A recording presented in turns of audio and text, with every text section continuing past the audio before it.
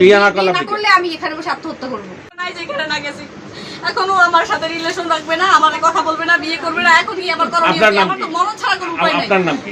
ও আমার সতীত্ব নষ্ট করছে, ও আমার বিয়ে করবে। আপনার নাম কি? আমার নাম ফারজানা। আপনার বাবার নাম কি? আব্বুর নাম ফারুক হাওলাদার। গ্রাম সোনাউটো। সোনাউটো। আপনি কার সাথে রিলেশন? আজকে এখানে কেন আসছেন? আসছি বাইজিতের সাথে আমার রিলেশন, ওর বিয়ে করতে কালকে দুপুরে আসছি বিয়ের দাবিতে। 2 বছরের। হ্যাঁ, কুয়াকাটা দেখা হয়েছে, তারপর যে বাইজিতের বড় মামা তার বাসায় দেখা হয়েছে।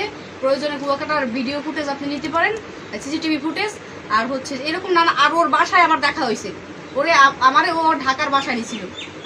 কতদিন ছিলেন সেখানে? সেখানে একদিন ছিলাম। ধরেন আমি 2টায় গেছি, 5টায় বের হয়েছি। ওর সাথে একত্রে কতদিন ছিলেন?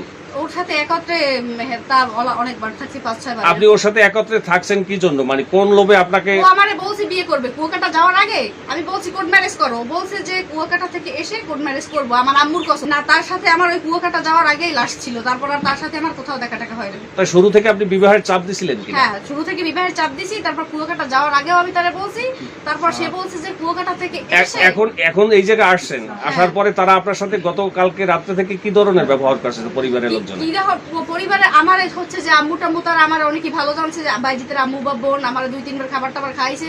কিন্তু কি বলবো, ব্যবহার একটুও ভালো না। এইসব পরিবেশে আমি বড়ই হই নাই। আপনি আসলে বিবাহ আমার বাইজি যেখানে রাখে ওইখানে থাকবো।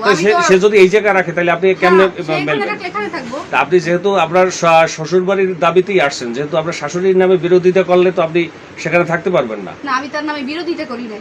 আমি বলছি যে সে বা আপু বাইজিতের বোন তারা আসার পরে এখন আপনার সর্বশেষ দাবি কি? সর্বশেষ দাবি আমারে বিয়ে করতে হবে। বিয়ে না করলে আমি এখানে বসে আত্মহত্যা করবো।